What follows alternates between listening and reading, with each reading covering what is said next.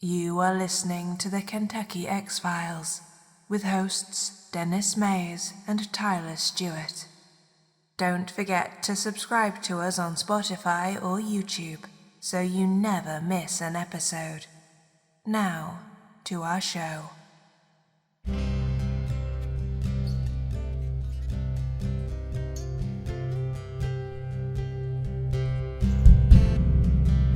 Something that would be in the context of the supernatural. He described it as being a gray, silver-looking, upright bipedal creature, dragging a deer out of that cave going up the hill. Where he goes, hey, I got a question for you. He goes, do you believe in demons? And it takes one big step and vanishes. I'm like, oh my God, that was a Bigfoot. And look at these pictures of this white creature. Something 7'3" to 8 foot tall. Right. That, let's say it like. And I'll tell you right now, if this was a bear, then this bear was standing on his hind legs, and he was running like a man. No, this was no bear. Now, when it stood up, that's when I knew it was a dog man.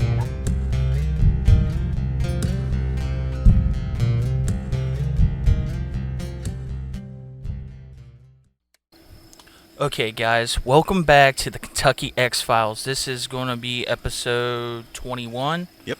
21, okay.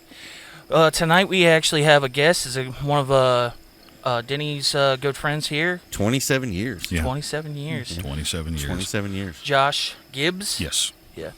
So tonight we're just going to pick his brain. He's got some stuff about the UFO disclosure, and maybe pick his brain about like some of the other cryptids that he's been digging into. So, Oh, yeah. so Gibbs, what do you want to talk about first? Oh, well, we can go ahead and jump into Topsail if you want. Absolutely. Yeah, because that's probably the only real good story I have firsthand experience on. Okay. Let's check it out, yeah. So there is a phenomenon that happens on the east coast of the U.S. Yeah. It starts in New York and ends in Miami, the Florida Keys area. And it's called the Seneca Guns. People have researched it. Nobody can figure out what's causing it. Okay. Its namesake comes from the Seneca Guns that used to be at the New York Harbor. It was the cannons, the military cannons. Yeah. But it's a boom that's heard, but it's not like gunfire. I mean, we've all fired guns. A gunshot in a distance has a report. Yep. It's boom, crack. The Seneca Guns don't have that noise behind it. Okay. It's just a solid thump, boom explosion. Kind of like the mortars they put off at 4th of July. That loud, low boom, Okay. right? Yeah. But there's no crack that follows it. You know, like most times when the gun fires, you hear the initial blast and then you hear the echo blast. You don't hear the echo. I got to experience that without knowing what it was. Really? Yeah. Okay. So the area I was in, it was on an island called Topsail, off the coast of North Carolina. Camp Lejeune is not far away from there. Okay. So me and my little lady are sitting out on the dock, just enjoying the vacation. You know, we had a private dock on the Intercoastal Waterway, sipping a little bit of wine, and then you hear the boom in the distance. Wow. And at first, you know, I grew up in the country. You hear shots all the time. Yeah, definitely. It's almost like tannerite. Okay. Kind of like if you had about 5 pounds of tannerite going off. Yeah. We know, hear it's- that here a lot. It's a very low boom. Yeah. But when it went off, at first I thought, well, it's Lejeune. But then I got to thinking about it, and I was like, it's midnight. It's like 12:30 Yeah. on a Wednesday. Right. Why would Lejeune fire one cannon? Yeah, you would think they would, Right. Yeah, that's Yeah, weird. you know what I mean? Like, yeah. Okay. So I heard this 3 different times while I was there. I didn't realize what I'd heard the first time because I wasn't really paying attention. I was in awe of the area I was in. Yeah. I was just so enthralled with Oh, the yeah. vacation. You know, beautiful country out there. So I heard it on a Tuesday, a Wednesday, and a Thursday. And it was the same thing. One loud boom and nothing else. Tuesday, Wednesday, Thursday. You didn't know what you were hearing? Had no idea. Was it around the same time? Well, no, it was, I mean, as far as like the if it was evening, yes, it was, all of them were after 11:30, before 2 a.m.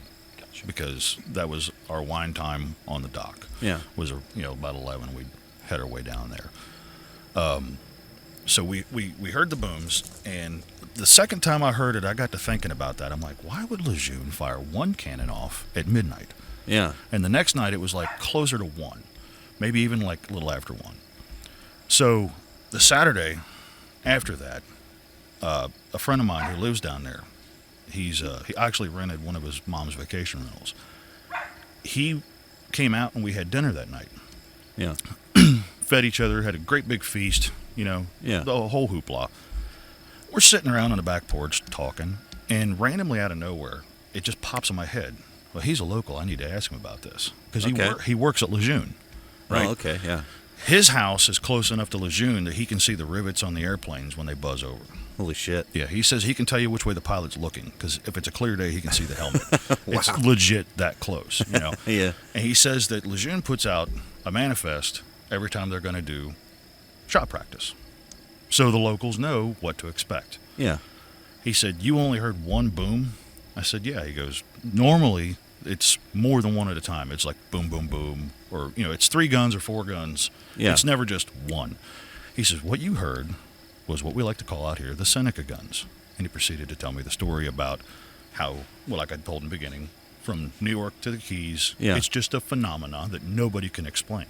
Wow. Scientists have looked into it. There are news channel videos you can look up where people are trying to figure out the mystery of it.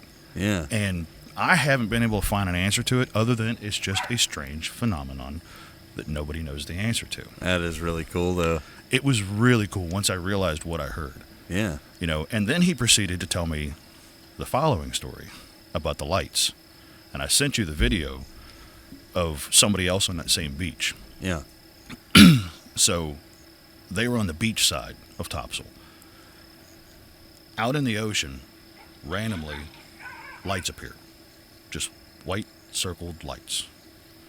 And Wow, they just okay. hang there. So like if it was on a ship, they would sway. Yeah. The ocean moves. These sit perfectly still and will fade out, come back on, fade out. There's no science to it. Like it doesn't do it exactly the same time every time.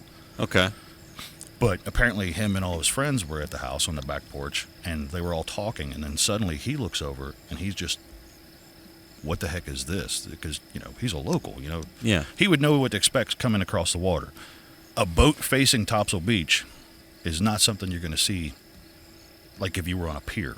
Okay. The boat's not coming in, but Yeah. the lights weren't moving. They sat still. So everybody at the party that he was at was just lost in these lights. And then they went away, and everybody just kind of didn't even talk about it, went about their business. So he tells his mom the story. And she said, "Did anybody check their phones when it happened?" And he's like, "No." And she said, "A year ago, me and my friends were on that same porch, saw those same lights, and everybody's phones got the buffering circle. Nothing Wow. would work. Cameras wouldn't come up, text messages wouldn't work, emails wouldn't work, Facebook wouldn't work. No nothing. shit. There was like 4 of them, and all their phones just went buffering. Wow, that's crazy.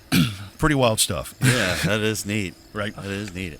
And like, if he hadn't have shown me the video, the guy was sitting way back off the beach trying Yeah. to fish, and you see the lights come on. There's 2, and then there's 4, and then the bottom 2 go out, and the top 2 stay lit, and then the top 2 go out, and the bottom 2 come on. I don't know if I would have believed him at first. I mean, he's an honest person. He's a good friend of mine. But when somebody tells you something, Yeah. so off the rails, you kind Right. of go, like, I would expect you guys to question me on it. Even with like the Seneca Guns thing. In all honesty, go ahead, Tyler. No, sorry. I was actually the whole Seneca Guns thing. I don't know what this one's called, but we actually have something like that in Kentucky. Do we really? So I can't remember where it was because it was around the time when I was like really looking into the UFOs, but we started really hardcore on the Bigfoot search. So it kind of got put on the back burner. But there is they even said that locals, it was on the local news down there, and they said that it was a big boom, and it actually shook their houses. Yeah. And they said they got a bunch of reports in the area, and I don't think there is a military base around where they said it was. I'll totally make sure that I'll give you all the information. But yeah, That's crazy. They described it exactly the same as you did. It was a boom, but they actually had a shaking of their house, like it was a quick shake. And that's what happens out there in certain spots. Because what he told me too is that it doesn't come from the same direction every time. Yeah. So like for us, we were sitting on the intercoastal facing mainland, and it sounded like it was coming from the intercoastal. He says sometimes it sounds like it's coming from mainland, sometimes it sounds like it's coming from the ocean, sometimes it sounds like it's coming from down the intercoastal waters. Wow. The news reports that I watched on it, there was a guy that actually recorded it because it was shaking the windows on his house. Holy shit. It was rattling pictures. Wow. Yeah, there was like, I guess if you got close enough to the source, which nobody seems to know what it is, that there's reports of curtains like sucking tight to the windows and coming back out because of the blast sound. Holy You crap. know, sound waves are powerful. Yeah, I'm new to this subject, so I'm absorbing this and listening. I'm sure Right. if we have anybody that might be listening to this knows anything, please add it to it. Add absolutely. it, comment and add on because this is incredible. And It's I've only got maybe a few days worth of knowledge on it. Yeah. You know, just experiencing it once and hearing that story on a back porch, kind of like this setting. Yeah. You know, I took in as much as I could. The lights over the ocean though. That's pretty wild. That's another thing I bet, because I did a little small research here before we came in here, because I know we're just starting to get into the UFO topic on this. Some people say that most of these sightings, because everybody's been trying to debunk the whole alien thing or whatever it is. Yeah. But they say a lot of these encounters and stuff, especially what's actually going to be kind of disclosed in these UFO disclosures, they say a lot of like Navy people see them, and it's always that, because a lot of people are speculating that that's like their base, like headquarters, a base of operations, is Right. because there's not that many people going to be out in the middle of nowhere, like in the middle of the ocean. So they think that there's something out there that they come back to whatever they do. And some people say that these crafts that we might be seeing might not even be like I guess alien operated, if you will. They Right. think it's probably drones. Yeah, I mean we just had one just recently land on Mars. You know, and it's Really? rolling around on Mars. Oh you yeah, know? ours. Yeah. You know, and it's interesting because I don't think anybody really accounts for that these beings, if they're out there, they might not have the same atmosphere as us, and they might not be carbon based like we are. They might be a whole different set of rules. So Right. we always say life as we know it. So, yeah, You know? So if I may speculate wildly on that subject, well, first, actually, the one thing you said I was going to touch on that subject too was the debunking, and I even said it to you today. And before I got here, I got to thinking about that word, and I started getting aggravated because of some of the videos that I watched that were claiming of debunking. Okay. I don't want to name out the YouTuber specifically, but Yeah. he can be somewhat pompous, and he's really known for his gotcha tactics. You know? Okay, yeah. So his title of his video was debunking the Go Fast video that was released. Okay. The one that was leaked, I think it was a year ago, that the Navy admitted to it being a real FLIR video off the front of a F-18, I believe it was. Yeah. So the fact that he calls it a debunking video really makes me mad because it was listed as a UAP, unidentified aerial phenomenon. Yeah. The U in UAP is unidentified. How can you debunk something when nobody is making a claim of what it is? You know? Absolutely. Yeah. So, you know, if it was a UFO, it would no longer be, if it was an alien spacecraft, it would no longer be unidentified. We would know what it is.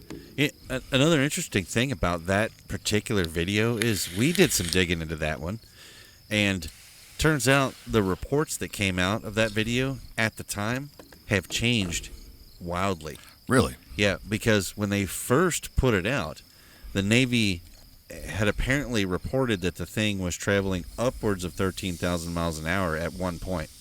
Was that the one that the report was? Because there's another one off the Nimitz, USS Nimitz, Yeah. where the two fighter pilots were in practice mission, Yeah. and they were called out for real intercept.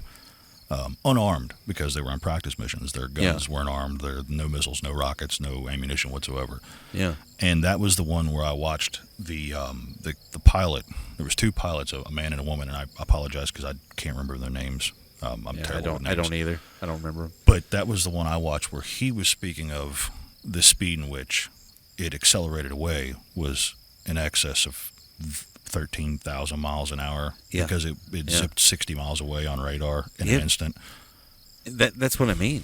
We dug and we looked up, and I don't know if you were on the same topic as I was, but I looked up and I did a search, right? I went crazy on this, and I wanted to know what vehicles can do that. Right. And it turns out there's only 1 or 2, and they are rockets that take our space shuttles up. Right. And the only reason they can do that is something that has to do with the force they go up and then going into a lighter atmosphere and then leaving the planet, basically. Right. But when you try to do that horizontally, you get what's called wind load and excess of wind load. I mean, you think 60 miles an hour wind load on a camper can flip a camper. Right. Think 13,000 miles an hour on an airplane. It would be like crumbling up a sandwich wrapper and throwing it. I mean, we don't have anything that can withstand it. No. The SR-71 Blackbird was only capable of a top speed of 2,100 miles an hour, if I'm remembering that correctly. That's crazy. And that's one of the fastest planes that was ever built. And this thing was playing with them. Right. I mean, it was toying with them. It was toying with our best jets. Yeah. They're capable of, I think, like 1,300 miles an hour, 1,500. And that's not a fully sustained distance either. That's short bursts. And that's what makes me want to know. It's like I'm all for skepticism and critical thinking. I'm for it. Right. You have to go into these topics with that in mind. But at the same time, I want to ask out there, skeptics and critics, are you telling me some third world country has a vehicle that can do that, or that even maybe Russia or one of those countries can do that? Right. Because they've never been able to do it before. Yeah, right. If they're hiding something like that, I feel like we have more worries than what we're talking That's about what here. I'm saying. Right. So we Russia, still have to ask those questions. We're I would like to know if there's actual life out there. Yeah. But we still have to answer what's in front of us. Right. Plus, that one thing too, not just the speed, but wasn't that one? They said it was upwards of 18,000 feet or higher than that above sea. Well, they said above sea level. Yeah. And then they said it dropped down like thousands of feet, and then in a minute, and it stopped. Yeah. Tell me what can do that? Like that Right. drops fast. What can And they handle say the there's pressure? no propulsion system on this. There's no No visible. Yeah, No no visible. visible. But Yeah. how can that do that? Like, because the only thing that I know of other than jets or something like that, and like propeller style planes, that's the only type of engines we got. Yeah. To do that type of speed. And like, what was you saying? Like the top speed of like the SR-71 Yeah, Blackbird like, it was like 2,100 miles an hour. 2100. So yeah. Yeah. Thing too is we talk about our own pilots go 7-8 Gs. Right. But those G-force levels are still present in an unmanned vehicle. Right. And it's just like anything else on Earth. I mean, all things we build are subjected to forces that in physics. Yeah, exactly. So whether it has a pilot or not, is it going to function at those crazy amounts of and pressure? Not only function, but function well. Yeah, function enough to evade our best jets. Right. That's. I mean, yeah, like with the F-18s and stuff. That those planes are getting over 1,000 miles an hour, but they're not sustaining 1,000 miles an hour constantly. They have fuel problems. There's all kinds of. Any plane you look up, any spec you look up on any plane, it has a top speed and a cruising speed. Yeah. And the cruising speed is your average speed. It's Right. not what it's capable of. It's what it's handles best at. It's most stable. Right. Yeah. Because the faster you go in an airplane, essentially, the worse your maneuvering is going to be. Right. You have to deal with wind load and air pressure as you try to bank and maneuver. And Right. this thing, I've seen the video. This thing literally it moves around as if it's not going as fast as we are. Right. We are straining to keep up, and this thing's a gazelle just Yeah. bouncing around like nothing. The other videos that were put out, the Go Fast, I've seen the science behind the answer to that one. Okay. And the one YouTuber that I was really upset with him calling it a debunking video. Yeah. He liked to he said it was a duck or some sort of bird, and they did the science because everything on the screen of the FLIR gives you every piece of information you need to know. Okay. As far as the altitude of the plane, the speed the plane's traveling, the degree in which the camera is pointing on your horizon, and then your vertical degrees, and you can use trigonometry and figure out whatever you've locked onto Yeah. versus the ground. Triangulate your point and decide the size and the speed of it. Okay. And there's a trick that if something is going past something and recording something else, the background is going to look a lot faster. Right? Okay. Yeah. So, to me, in that video, I get it. It may not be a alien spacecraft. Okay. I have seen Mylar balloons flying around in downtown areas, picked up like the wind gust between buildings, cruise. Yeah. I mean, scoot. It's unbelievable how fast one of those balloons will go when they're, Right. 5, 6, 8, 10, 12 stories up. But the thing about the bird I don't agree with is if you're a pilot, don't you think you'd know what a bird looks like? Yeah. And his exclamation as soon as he seen it and locked onto it was, "What the hell is that?" Yeah. You know? Yeah. That's the other thing too is when you put the human into the scenario. I mean, often or not, when we react to something we don't understand, our first reaction is an honest one. Right. What the hell am I looking at? Right. I experienced the same phenomenon, almost 20 years ago. What the hell did I just hear? Right. You don't have time to say, "Oh, that's a duck." Right. That Yeah. was a bobcat. You don't have that. You don't have that kind of time. You Right. have what the shit. Yeah. And I listen to that. I pay attention to human behavior more than anything in all of these stories because Exactly. if you got somebody out there who's trying to pull your leg, just pay attention to them, watch them. Well, and the human nature is self-preservation. Yeah. So if there's something that startles you, your instant reaction is fight or flight. You're going to decide how to take care of yourself in that situation. Yeah. You're not concerned with the exact identification of the threat. It's how do I keep from being Yeah. a victim of the threat? And you know? can't help but wonder too with those pilots. I mean, you're sitting here watching this thing move. How I mean, if it can move like this, how soon before I'm running away from it? Right. Well, Yeah. and then the guy and the woman that were piloting off of the Nimitz during that exercise, they were unarmed.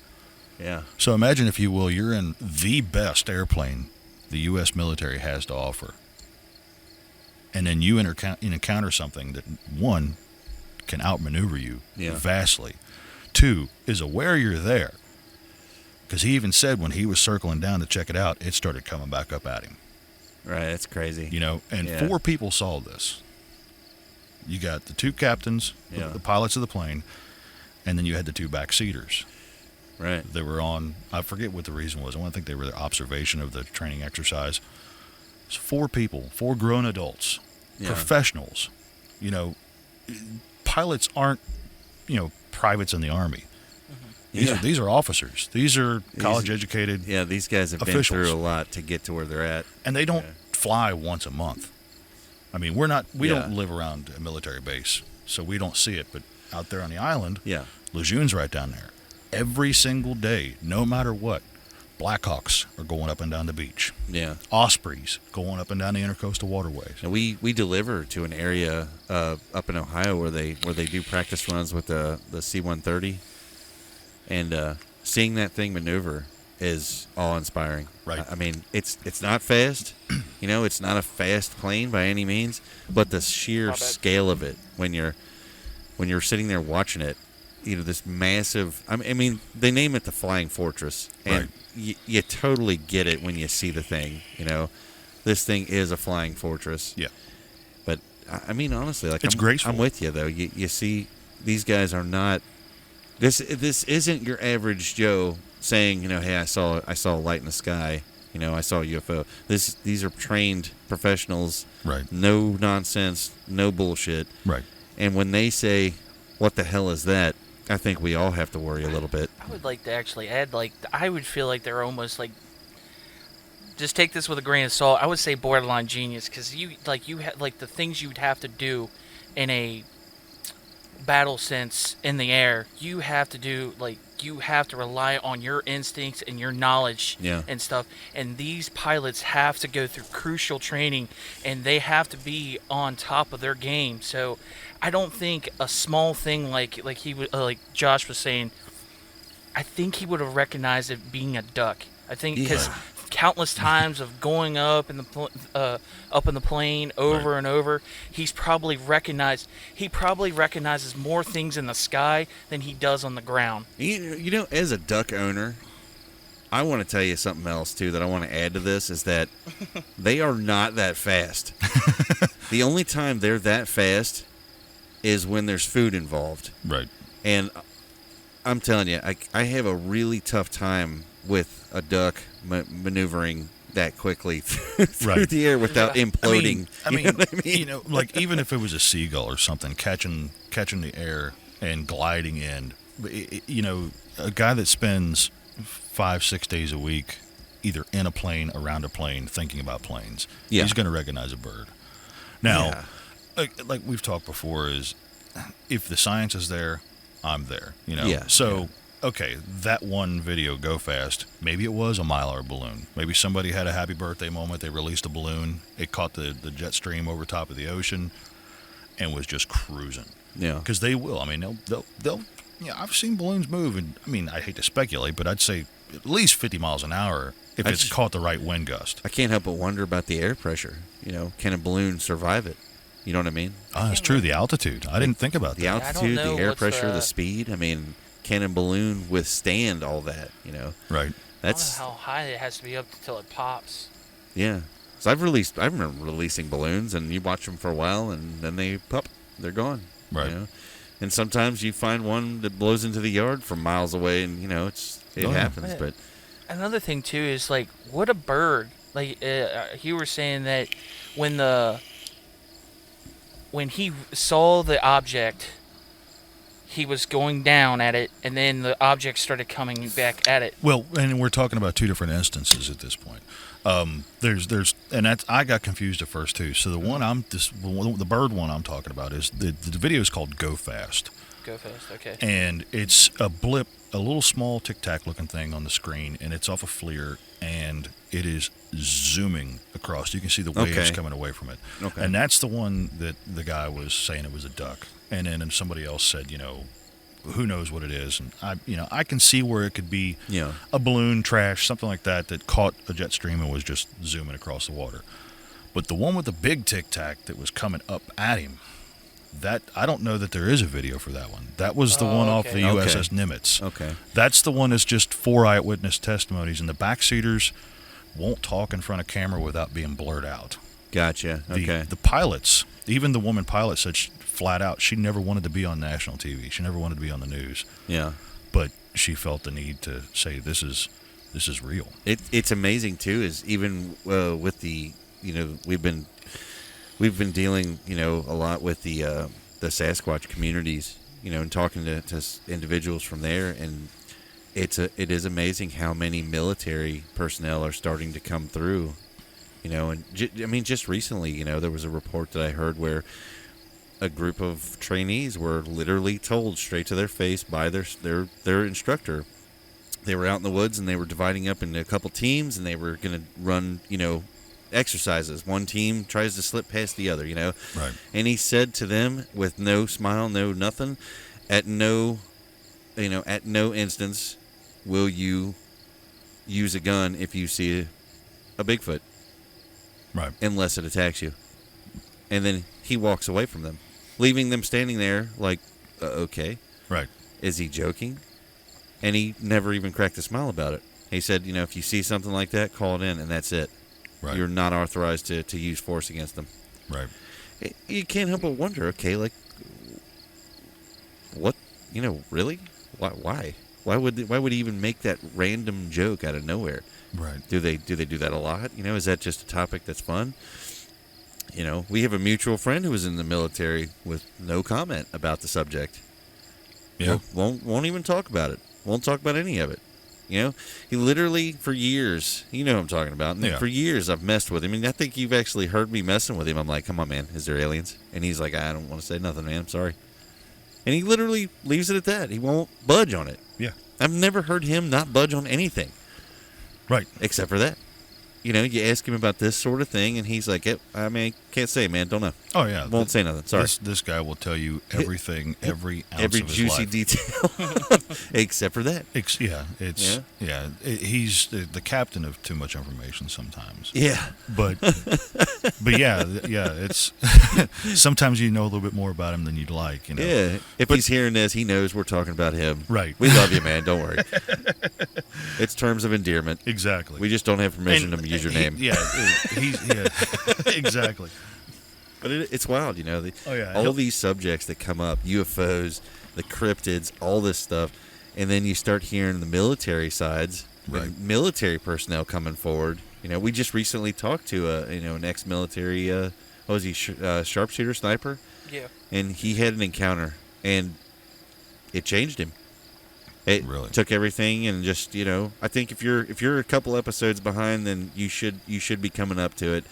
But he literally told us, you know, at that point I was trained to be the baddest guy out there, and at that moment I realized I was wrong.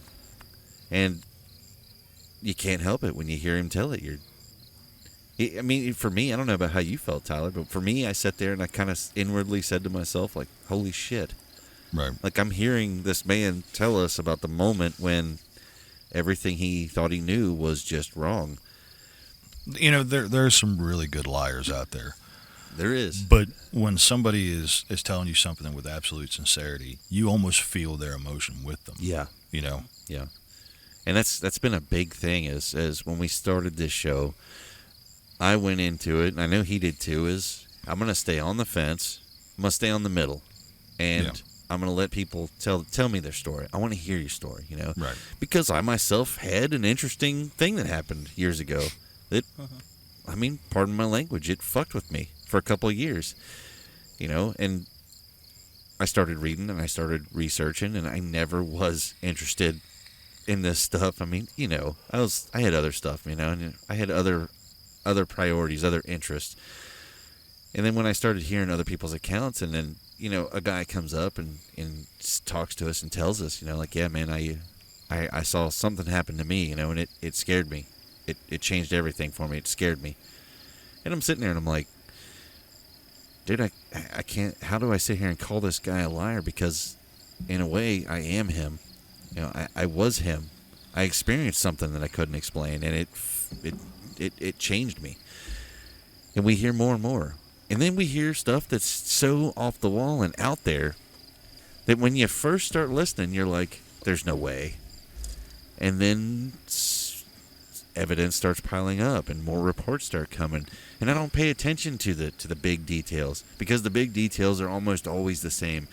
Tall, dark, hairy figure, light in the sky, UFO, always the same. But the small details, you know, the small details that might not be, maybe they're not that important at the time, but for me, they're hugely important, you know.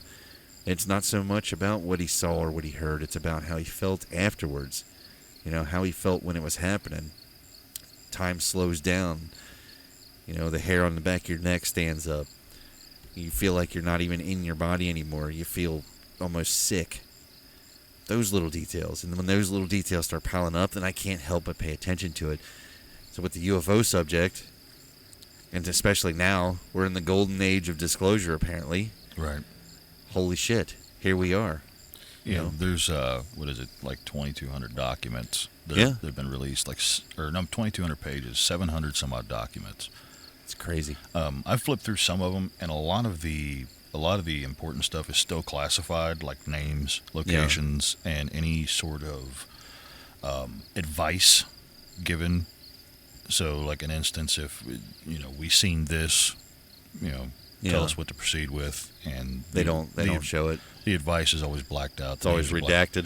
Yeah, it's a pain to read any of it too, because I don't know what generation the copiers are the U.S. government uses, but Yeah. I'm pretty sure that we still didn't have seatbelts and cocaine was flowing through Washington Yeah. when they were made. They're probably 30 years old and cost, $500,000 because, the government. Right. So, like, reading them, and there is a website I found, and I sent it to you, I believe, the link to it, that has, it's searchable, so you can, like, use keyword searches, but it's still not perfected because of its photocopy stuff, Okay, yeah. So it's not like it's PDF files. It's legit pictures of, it's not, read and rewrite. It's a picture, so it's searching words on a picture. Okay, yeah. I'm really interested in hearing, what people are going to be digging out of that, and I'm very interested to myself go into it and start researching it. Right. The only reason I haven't is because I feel like I've still got a large pile of cryptid stuff to go through. And I am excited. I know we've talked about it on the last few episodes. I am excited to start digging into this subject a lot heavier and start, really questioning what are the lights, what are these shapes that the pilots are after,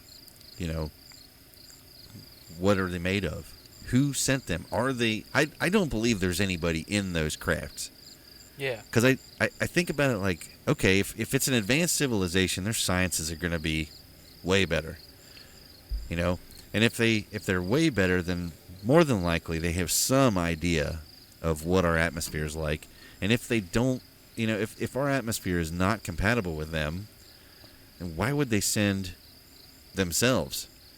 Why not send a remote, craft? Well, even on that subject right there, if somebody from another galaxy can get to us, that means they're scientifically advanced enough to have propulsion systems to get them from there to here, which we do not have yet. Yeah. And we are already using reconnaissance drones. Yeah.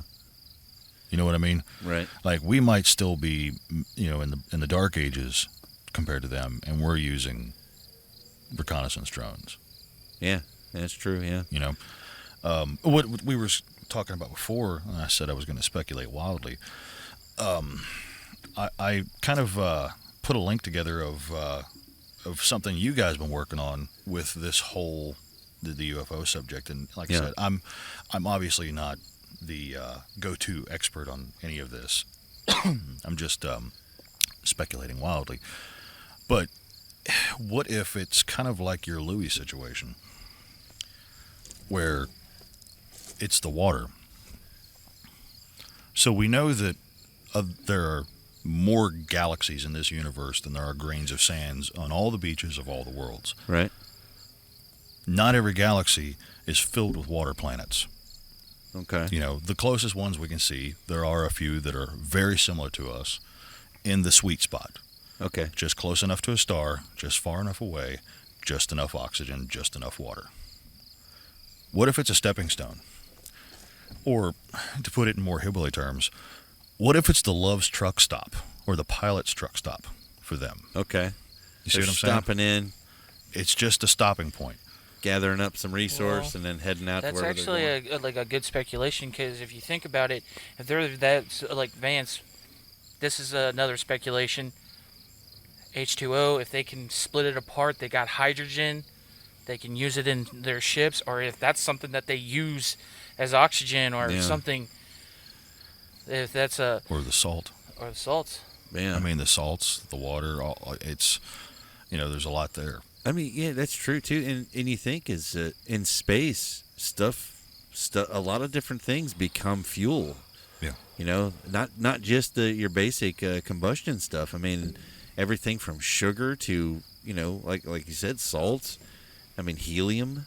There's a lot more helium out there in space than there is here. Or no, I'm sorry. It's called helium-3, I believe. It's similar, but I think it's more potent. I'm not sure. I know the moon has it. The one thing too is if that's... I might be wrong on that, If by that's the way. one of them too, what was the stuff like? Because they said that the moon, we can turn the moon into like basically a truck stop. What's on the moon that they said that we can drill for? That's it. That's helium-3. Helium-3. Yeah, So it's I think it's helium-3. If it's helium-2, somebody will correct me, but I know it has something to do with helium. There's something on the moon that's abundant, and it could so be yeah, used like as that's a like fuel. kind of like why go like. There's probably something that like they could stop there, and then that like there's always something that like could be on every single planet that could use. So Yeah. I don't know, like we don't know, but like yeah, like the water thing sounds a lot more plausible because most of the sightings, like actual visible crafts, I would say, are over the ocean, Well, over yeah. water. And the water is where a lot of cryptid activity is. Period. Oh yeah.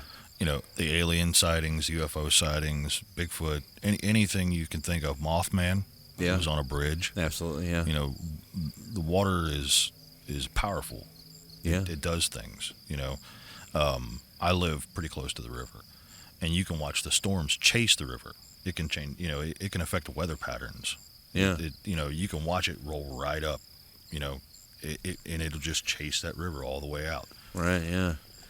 It's wild. I mean, like you said, it's maybe that's it. Maybe the pattern is water. I mean, I know there's theories out there saying that they think the space, the spacecraft or alien craft or whatever you want to call it at this point, a lot of them are coming out of the ocean or whatnot. And Yeah, there was the a USOs. structure. You remember years ago there was pictures of a possible structure that they were exploring. That was off the coast of Cuba. Yeah. That looked like runways too. Yeah, it looked like a runway and it looked like a ship, didn't it? Yeah, but they couldn't get in there because Cuba. You would have to be a local to be able to get there. Yeah. I believe is what was the reasoning behind the lack of information on it. There was another thing too, is that this is the biggest far-fetched thing I've ever heard in my life is the hollow Earth theory. Yeah. They always said that they see ships coming out of there's a hole, the entrance to the hollow Earth up in Antarctica, I think it is, or Yeah. somewhere around there, and they said that they've seen spacecrafts coming out there. Yeah. So Apparently a now, man went now they're missing saying, looking they're for that. Huh? There was a man that went missing looking for that. Yeah, because they Yeah. said that because they were actually going to tell him not to do it. They wouldn't, because no one would charter fly, wouldn't let him go or something of that nature. And the day that he said that he was going to go, because he said he had a backpack helicopter Yeah. that he was going to fly there. Like the guy in Mad Max. Yeah. So That's brilliant. He said that he was going to fly it there, get it as close as he could, and then track the way. And everybody's like, dude, you're going to die. Yeah. And literally the day that he said he was going to go, he went missing the day before. Yeah. So they don't know, a lot of people are that were really behind him say that he made it and he lived his life to the fullest in the hollow earth. That's a and romantic some other people feeling. think Yeah. that the government got him. I'm just it's a romantic sentiment to think that Yeah. way, but I'm just not so convinced. I mean, if either of you guys came out to me and said, dude, I built a helicopter backpack and I'm flying to Antarctica, I would wholeheartedly be like, you shouldn't do this. Yeah, you keep telling me not to be a bounty hunter. I stand by this. You can't do that in this state anyway. I don't Yeah, I want know. you to do that. I've looked. Yeah, I me feel too. like that leads to one outcome, and it's you getting shot. And I don't want you to get shot. I'll be alone on this podcast. I feel like I need to throw some context on there. I feel like I I'd be do a driving lot of over a lot. barrel rolls when I explain this to him, and he's like, Yeah, "You're going to get shot." He literally rolls across the ground and gets behind stuff, and I can still see him. Because I'm big. and I'm like, buddy, look, I love you to death. I really do, but I just don't think that bounty hunting is the thing. Maybe there's something else we could look for. That maybe is exciting. I don't know. I focus my energy on this podcast Yeah, as much as I can now. just keep him into the podcast, and that'll stave off that whole problem. You just need to make sure he's got a microphone in front of him all the time. Yeah, just put a mic on. And be like, you can't do that right now. We're going to be interviewing somebody. Okay, no barrel rolls. So, John, what are your speculations on abductions? Do you think that's that's a thing, or you think that if there are these alien drones or actual, They're proctologists. Right. they're actually like, I guess you would, lack of a better term, alien controlled crafts, are they testing us or experimenting on us? Well, I mean, I don't know that we're interesting enough to do that. But in the same phrase or the same sentence, I have to go back to, it's like when you travel. You know, you look out the window and the rocks are different. It's exciting. Yeah. Because they're not the same rocks you're used to. Sure, yeah.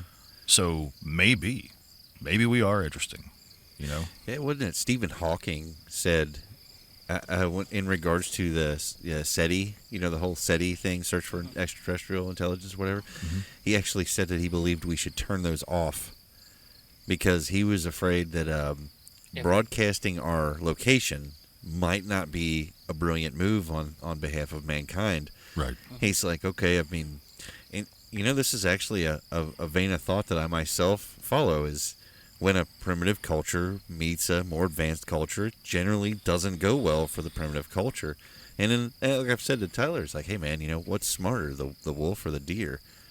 What's got more cunning? What lays in ambush? And then break it down to proteins.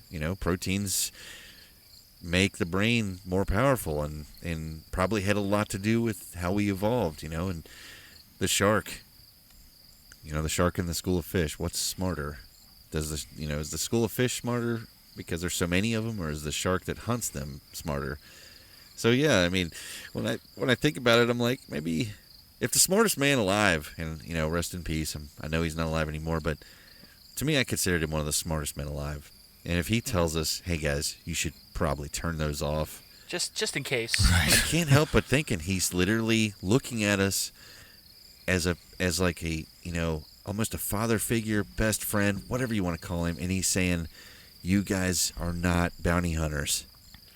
Right. And you need to stop broadcasting that. You know what I mean? I'm upset that you brought that back up, but it's I'm sorry, but I I loved felt like the context was fitting. Right. It was really, really fitting. I mean, I could see why they're trying to do it. It's the romance of hoping they send something back. Yeah.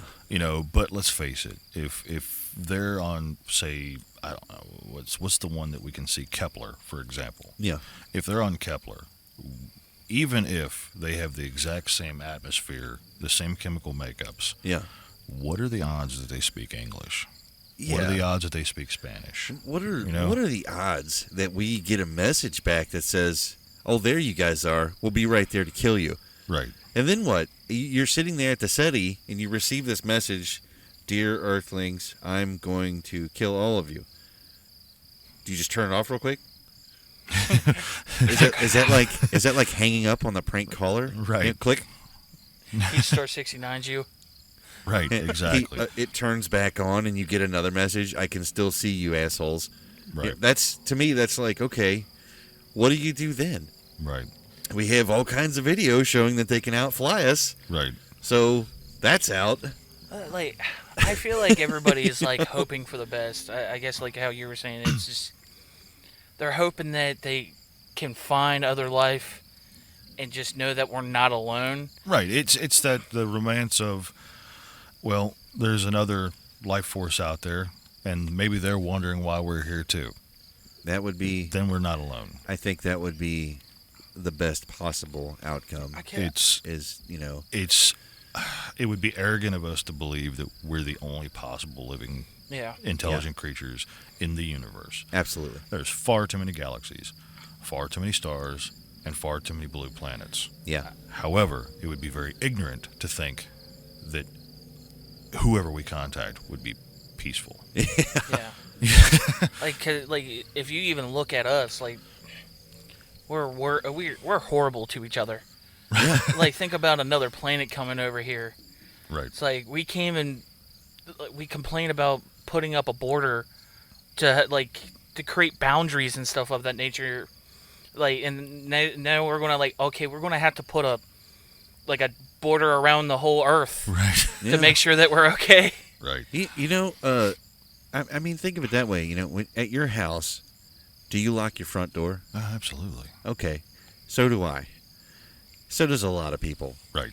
And we're in, I know I made this joke before, but we're in the age of cynicism and distrust.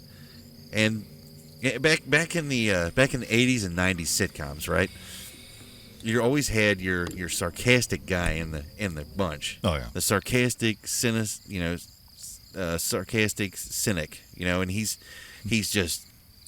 kind of that comic relief. And He's Raphael, the Ninja Turtle. There you go. Yeah. And you have that, but coming out of that, we have a generation of that guy now. Right. Everybody wanted to be that guy. Everybody wanted to be that guy because he had the edge. He was smarter. He was on top of things a little bit more than everybody else. It's so much more interesting to be the guy that's quick-witted, that has the quick comebacks, yeah, than it is to be the guy that has all the answers. And I'm just as guilty as anybody. I am. I'm just as guilty. He's watched me at work. I bait people into messing with me because I've already got stuff that I want to say to them. You playing out the conversation. Yeah, I've already got it planned out, and it's going to be funny, and it's hilarious. And I generally don't do it to hurt anybody's feelings, but to make them laugh. But we have a whole generation of that, and now we're sitting here with lights in the sky, guns ablazing off of the coast that we can't explain, aircraft that can apparently outmaneuver everything we have, 8-foot-tall, hairy creatures walking around the woods that seemingly can disappear at will. We have 6-foot-tall, hairy hominids that are walking around with the head of a wolf or dog. We have a Mothman flying around a river. We have so many things seen by so many people, and we don't want to listen to each other about it. You have hundreds of thousands of people saying, dude, I saw something. And the rest of us go, that guy's full of shit. When did we lose our brotherhood? Our camaraderie? When did we have that? Back in old days, if someone came into the village and said, hey, I saw something really messed up, they gathered around and they listened to the man. And whether they believed it or not, they gave him his time, and then they took it back with them and they weighed it. And they weighed it out and they thought about it. And 9 out of 10 times back then, a bunch of them would gather up and they'd go out and they'd look, whether it was a waste of time or not. And we've lost that. Well, and we're in the era of everybody wants to be the smartest person in the room. Yes. So everybody is trying to pull the gotcha trick. Everybody's trying to debunk everybody else. Everybody's trying to prove everybody wrong. And everybody's got the science to back them up. Yeah. And they bend statistics to their will to make themselves look good. Absolutely. And that's part of the problem. Yeah. Is the human interaction isn't what it used to be. No. I mean, even just 15 years ago, walking into a gas station, you could have a conversation with somebody. Yeah, absolutely. And now nobody wants to speak. That's true. Today we went to pick up some things from the store right down here on 27, and the lady at the counter was telling us my wife had spoken to this old man that she sees every now and again coming out of the store, and she talks to him and she listens to his story, and it's a sad story. I don't want to go into too many details. But today when we talked to the lady behind the counter, she's like, yeah, he's really got to stop doing that because he's just keeping customers, just standing there, and it's, it's really sad, and he just goes on and on and on. And I literally blurted it out. I didn't mean to, but I literally said, I was like, what the hell happened? Why can't we listen to the man's story? He's heartbroken. He needs your ear. What the hell? When the hell did we decide that empathy just didn't matter anymore? Right. It matters. He's got a lifetime of experience. He has an experience that hurt him deeply. He lost his wife. Right. And it destroyed him. Right. I think I can spare some time to listen. I think everybody out there should take some time to listen. And you're right. This is the age of the gotcha, isn't it? I don't like it. I really don't. I don't believe in going in, jumping in both feet and just believing everything. I really don't. But I'll listen. Right. And I'll give you your time.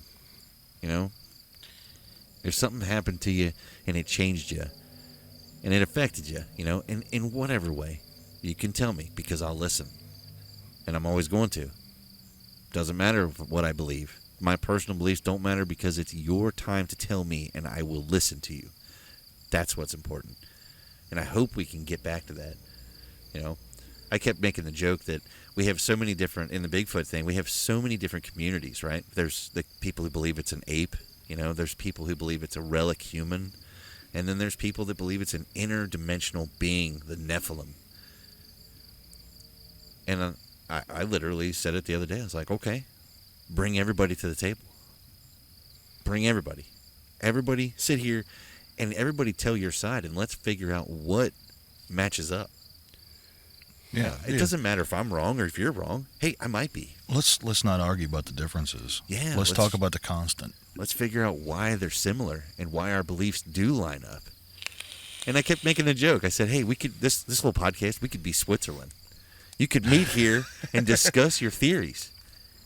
And it's okay. It's recorded. It's archived now. And, you know, and I'll be 100% honest. When you started it, you know, I was like, all right, okay, it's a podcast about cryptids. All right, Yeah. I'll watch a lot of videos about cryptids, but anytime there's an assertion of absolute truth and the evidence they present is absolute garbage, I automatically turn it off. Yeah. You know, I can't stand that. Like I said before, if the science is there, I'm there. Yeah. You know, if you show me a video and then Right. somebody says, well, this is why that video exists and this is how they did it, then I go, oh, well, maybe that's not that good. But the eyewitnesses accounts, you know, Yeah. when do we stop listening? You know, Right. but when I started listening to you guys, that's one of the things I enjoyed the most is that you rode the fence. You know, Yeah. you're not preaching absolute truths on either side. No, absolutely not. This is a podium. Yeah. This is a podium for people to tell There you their go. story. I think that sums it up better than we've ever done. That's true, You yeah. know, that really tr- does. Yeah, we never try to force our, like, because I feel like we do have our own theories on all the stuff, Absolutely. but I still like to bring somebody in and have them explain what they believe and what it could be, or what it, Yeah. like, another, like, it goes this direction or that. Like, the whole portal thing. Like, I'm not 100% sure about that. It's like nothing that, like, that goes to shows, like, man, it's just so crazy. Nothing in this world does that. And then, but I can't tell you that you're wrong because I physically haven't saw that. I can't tell you, like, what you saw was wrong. You know, the portal thing, interesting enough, you just reminded me. Today, I made my wife, she's a professional photographer. She literally lives through the camera lens.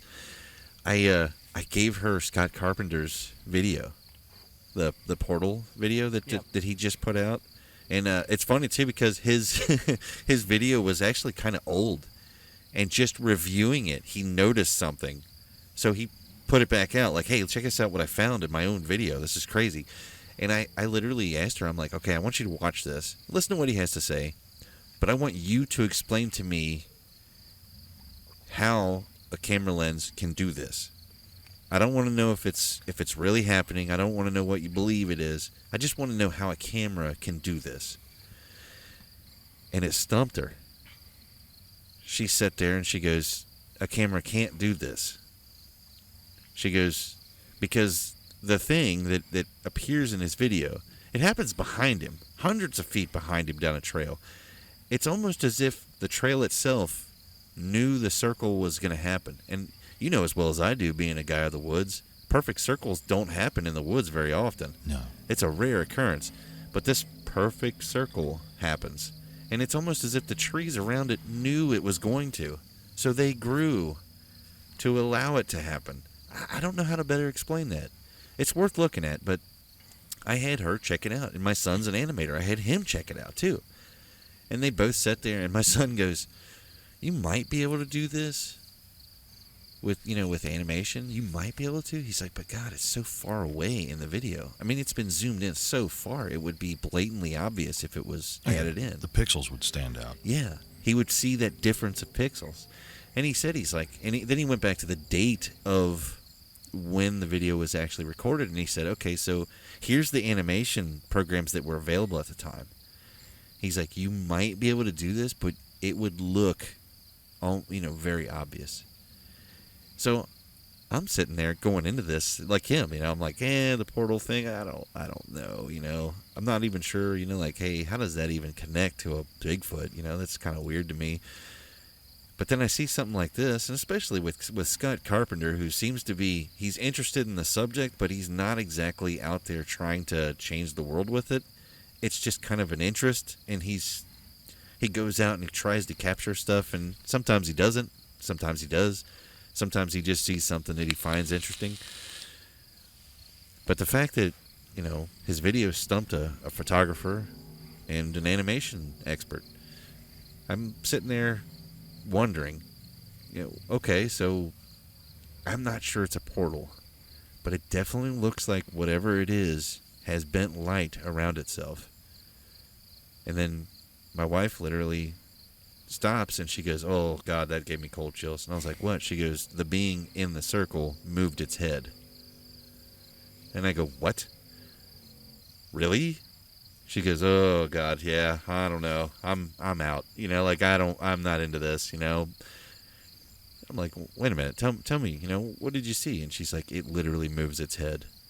It changes. And then she dropped a bomb on me.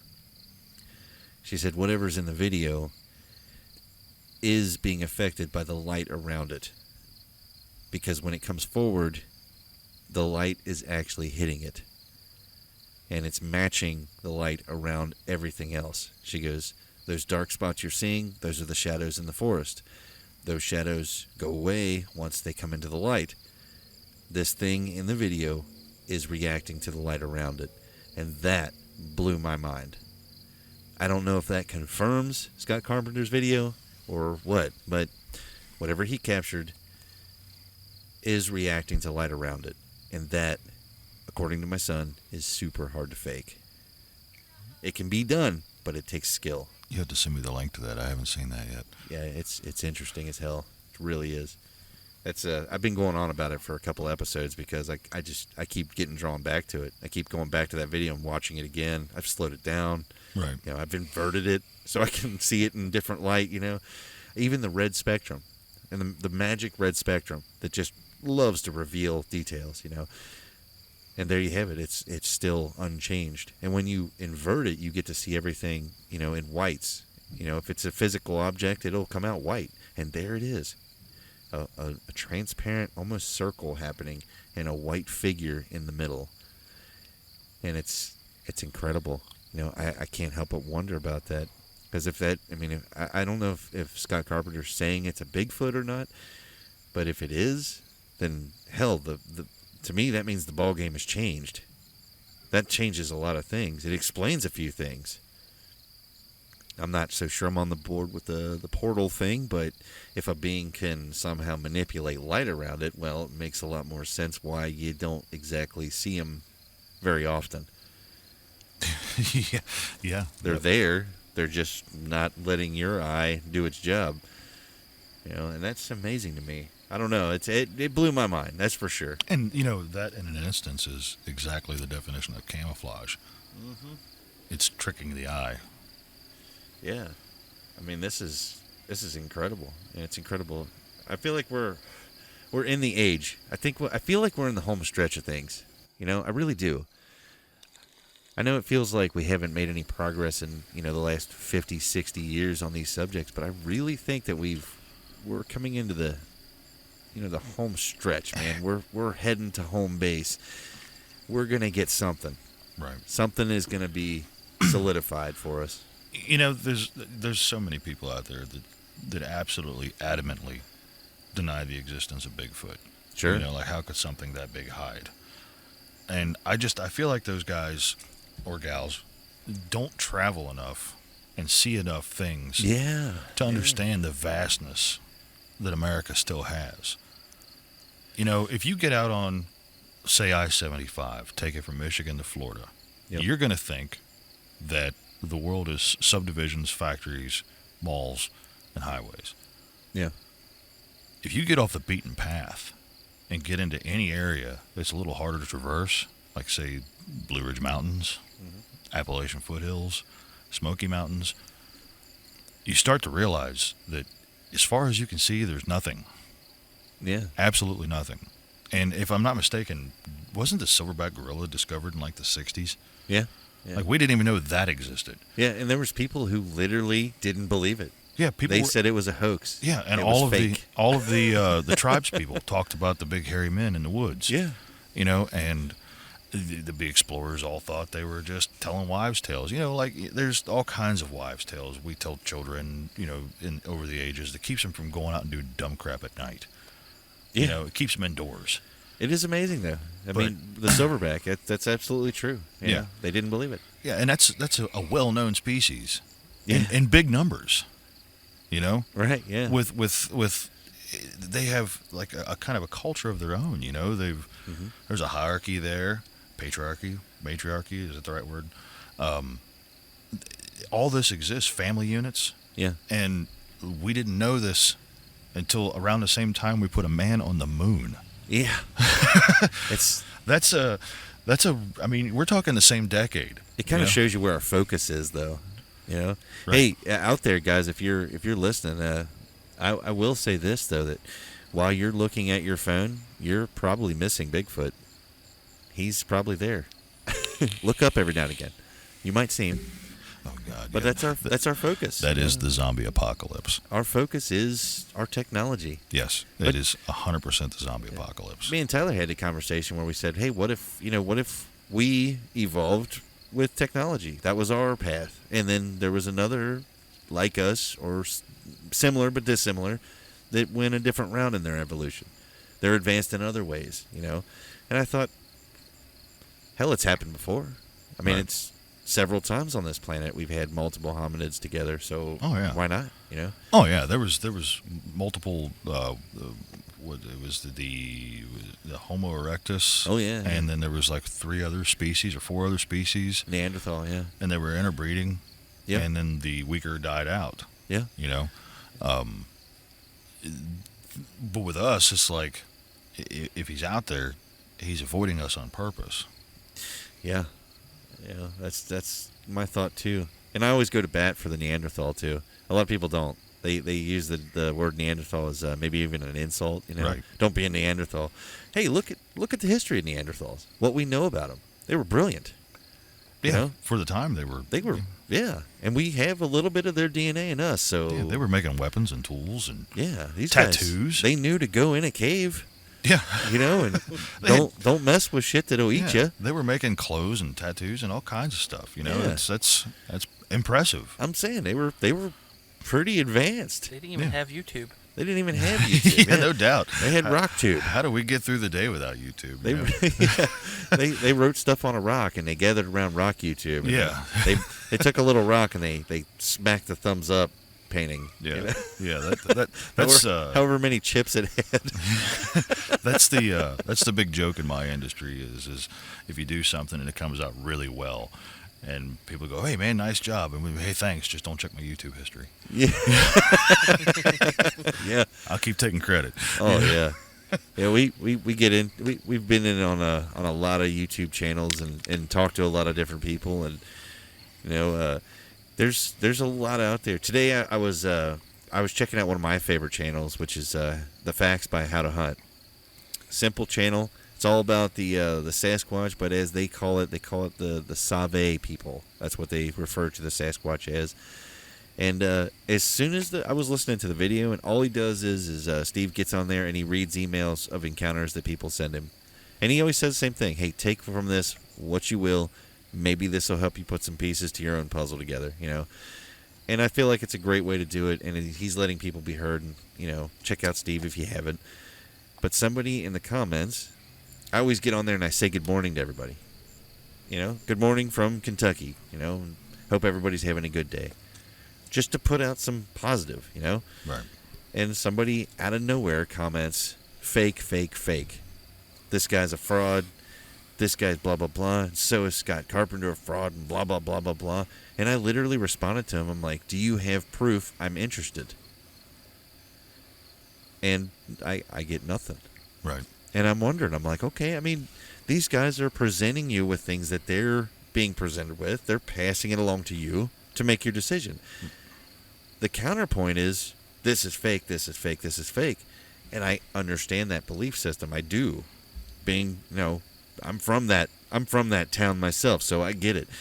But present me with something. Show me why this guy's a fraud. Show me why this is not real. Let me see what you have. Win me over. You know? And it's sometimes I think it might be the easy route, to just blow it off. And I think it might be the safer route to just blow it off, because how much of your day do you want to spend working out these cosmic problems when there's things in front of you that need to be done? Right. I get that. But I think I really do think there's still some mystery and magic left in the world, and we're on our way, And all these subjects they interest me, and I can't help it. And my brain just automatically goes through patterning, the patterns of it all, and the pattern of human behavior, and each story I hear, and all this, and finding those similarities, And I can't. I'm addicted to it. I can't help it. You see, and well, I've sent you the picture of the back of my work truck. Yeah. There's a 2-foot tall metal Bigfoot bolted to the back of my work truck. There's also an 8-foot tall plywood Bigfoot next to my house. And people ask about it. And they're like, "What's the deal with that?" And they're like, "You believe?" I'm like, well, "He's real because I want him to be." Yeah. I want him to be. I can't prove it. Right. And I'll never make the assertion for a fact that Bigfoot is real. Do I want him to be? Yes. How amazing that would be to discover. It'd be absolutely amazing. An ape in North America. Yeah. Isn't this like, besides Antarctica, isn't this the only continent, or our country, or I mean, in all honesty, doesn't have an ape? I mean, other than us, I guess. I mean, yeah.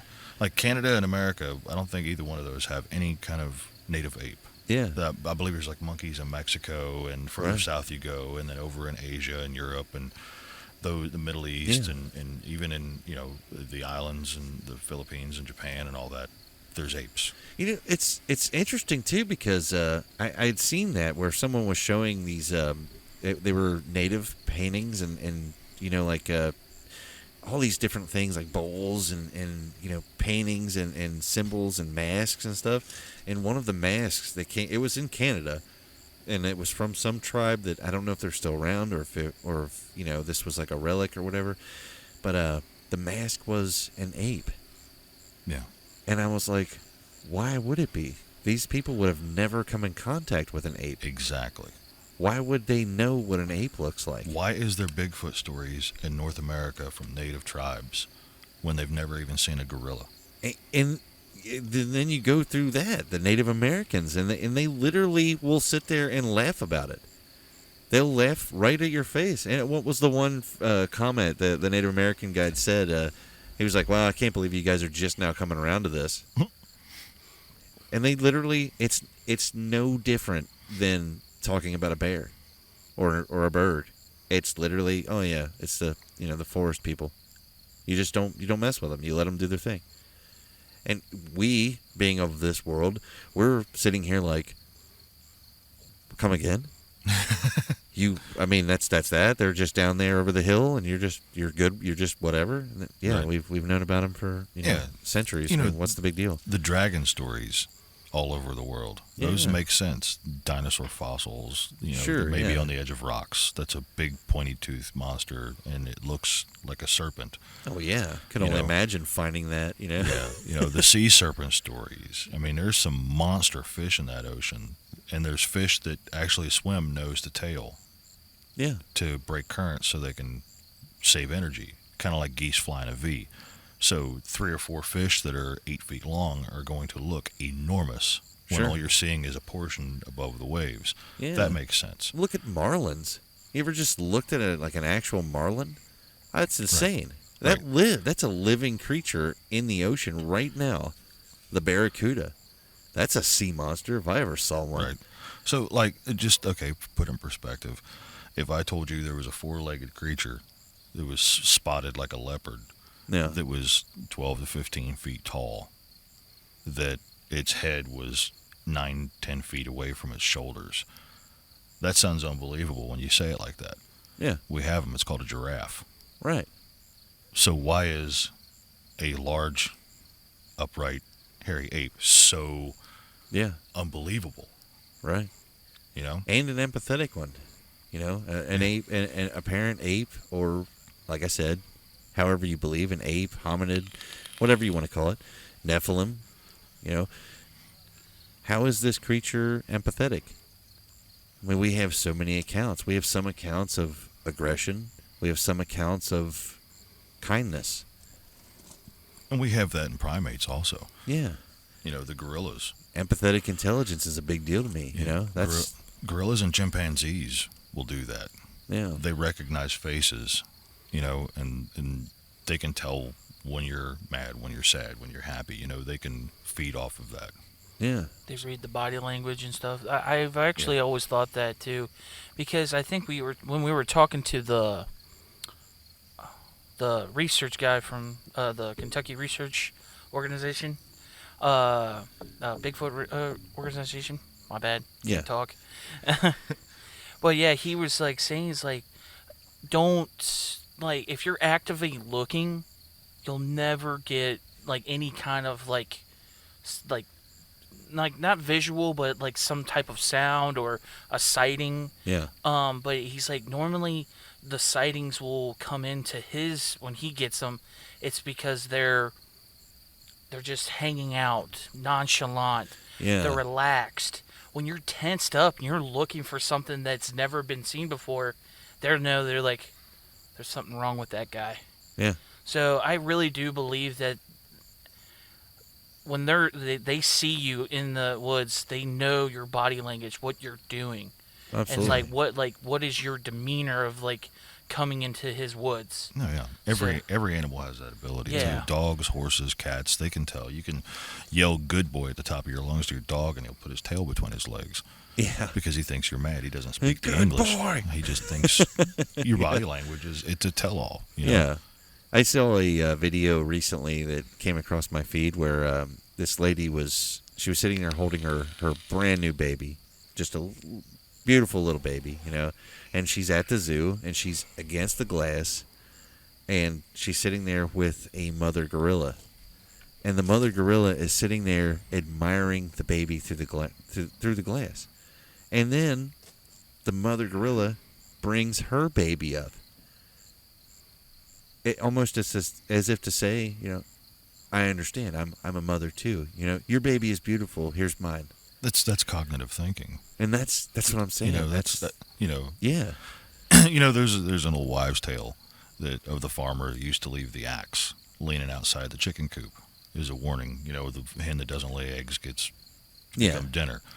Chickens don't have cognitive thought. Right. Primates do. Yep. Have you ever seen the video of the chimpanzee reacting to the magic trick?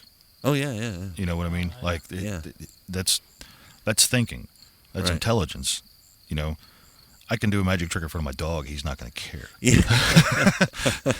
Right. Unless it's a treat, then he wants to know where it went. Yeah. Try entertaining 6 ducks. You get nowhere. They just don't care.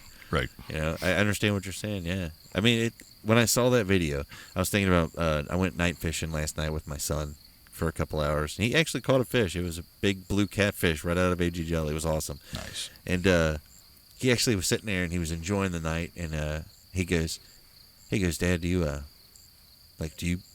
believe in Bigfoot? And I said, do you believe in gorillas? And he's like, well, I mean, how do you believe in a gorilla? I'm like, well, how do you believe in a Bigfoot? I'm not talking about a fairy here. I'm talking about something that could be out there. But I couldn't help but thinking about that video of the mother gorilla and how she looked at the baby through the glass. That you could see the feeling, coming through her eyes. You know what I mean? And you could see. I don't know how to better describe it, but you could see a soul. Yeah. And I thought, you know what? Maybe he is out there. Maybe she was holding it up and saying, "Why doesn't your baby have hair?" Yeah. See, mine has hair. What's wrong with your baby? Yeah, your baby doesn't have enough hair. It's going to get cold. It's ugly. Why is it so pink? This is what a good baby looks like. Check him out. I couldn't help but think that though when I looked at her, I imagined it. Well, if I was sitting there looking at her, looking into her eyes, and then I thought to myself, Maybe he is out there. Maybe he's watching. Maybe he's listening to us right now. Maybe he likes what he hears. I don't know. I mean, maybe we're entertaining to him. If there was any podcast that would entertain a Bigfoot, it would have to be the one where there's three guys sitting around that could look like Bigfoot. Yeah, we definitely could pass off as a relative, I think. You know? Yeah, the three of us have no business walking in the woods alone. Yeah. Me and Tyler have made the joke. At some point, we're pretty sure that Bigfoot's going to beat the shit out of us. We don't know how or when it's going to happen, but we feel like we'll be on the definitely the brink of being the guys that are candidate for that to happen to. I just feel like it's our luck. You know, at some point, Bigfoot's going to come bursting out of the woods, beat the shit out of us, and go on his merry way, and then that'll be that. Just remember, Tyler, you don't have to be faster than the Bigfoot. Just do a barrel roll. Yeah. Let him barrel get roll Denny. right into him. Let him get Denny and escape. I actually made a joke with Tyler because he never really talks about it, but the dude is ridiculous strong. Like, if you've seen the stuff that he can lift, I made this joke that Bigfoot was going to, like, knock him away and then start beating me up, and then you're going to see Tyler come back up like, all right, and you're just going to see Tyler spear the Bigfoot, you know, and I'm going to be sitting there like an announcer, you know, like, here comes Tyler off the top ropes. You know, I'm actually going to watch Tyler like actually take on a Bigfoot and possibly beat him. I mean, if of the three of us, that Tyler is definitely the one that could hold his own the best. I feel like he's got the best chance. Yeah. He could probably handle the Bigfoot. If you and I are saying somebody's a big feller, that's. Oh yeah. We're. I think most of the guys out there listening to this and the gals know that we're large fellas. We are large. You know, we're 6 foot plus, big, burly men. Yeah. I made the joke about there being over 800 pounds of guy sitting here earlier. Oh yeah, there definitely is. It's a lot for this podcast to handle at once. Yeah. We're coming up on almost an hour and a half, guys. I don't know if there's any other points you guys wanted to bring up, but I think we're almost to the limit of what we're allowed to upload at a time. I kind of had some other encounters that I wanted to kind of get at, but I think we'll definitely probably have Gibbs back on here. I was actually planning on ambushing him again and kind of going after the constant listeners out there. Hey, if you really enjoyed this and liked hearing Josh on the show, let us know. Comment, and we'll make him come back. Yeah, and comment if you guys think that they're messing with me, because I really don't want to go. Like, they're making my head big here, and I think I can take on a Sasquatch. Yeah. Just let me know if you think they're messing with me. I would definitely love to come back, and Absolutely, I'll do some more research on some of the Guatemalan cryptids. Yeah, man, And, definitely. maybe bring that on. Oh yeah, I'd definitely like to hear about that. So now we have to do another one. Yeah, see, I put that little peg in there. Now Yeah. you gotta bring me back. Yeah, I like that. We have to do another one now. I should have another couple bottles ready by that Oh time. God! For those out there listening, Josh makes a wonderful honey mead, and he brought over a sample for us to try, and it's really good. It's just really, really good, guys. I don't know how to describe it to you. It's like drinking beautiful music. I love it. I'll take that. I mean, really, Tyler, what was your take? I mean, I loved it. It was the best thing I've tasted so far. Like, it was really good. I know. Damn, now my head's getting big. Oh my God! Like, it was really good because I feel like my top bar was right at that. What was that one that you had? It was called Viking's Blood. Viking blood, yeah. It was really good. I still think they're right up. Dude, I can't. It's been a while since we had the Viking's Blood, but that yours is just. It really. I really feel like Gibbs walked up and put his Letterman jacket on us. Yes. And basically, we just told Viking Blood that, hey, we're Josh's gals now.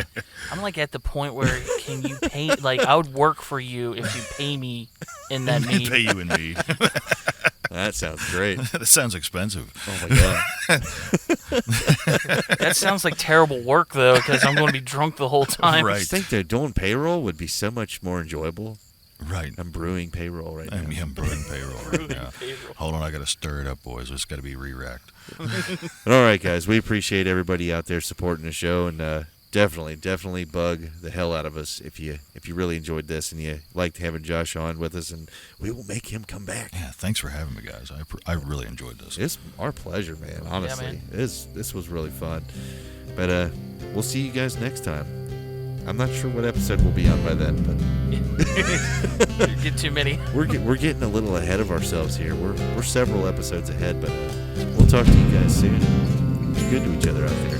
Take care of each other.